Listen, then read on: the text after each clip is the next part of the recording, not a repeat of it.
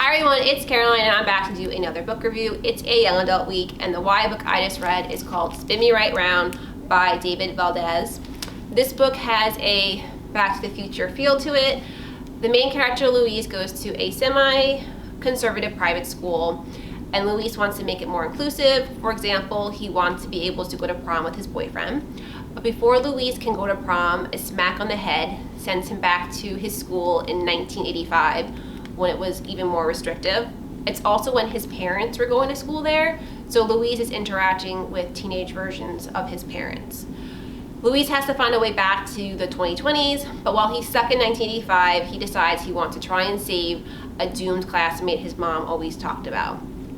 This book was a lot of fun. I love the 80s references and seeing Louise adjust to life in the 1980s when it was so different for teens, like without cell phones.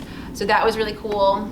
I also love the movie Back to the Future, so I love any kind of scenario where a teen is interacting with teen versions of his parents. In Louise's case, it's really interesting because his dad is a jerk who walked away from their family, and now Louise has to go to school with him. And I also love the inclusive message of the book.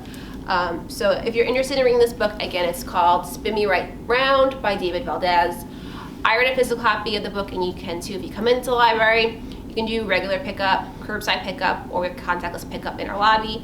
But if you feel more comfortable, you get the ebook if you go to the National Digital Doorway, or if you download the Libby app, something they definitely didn't have in the 1980s. Thank you so much for listening. Stay safe and healthy, and I'll be back next week to do another book review.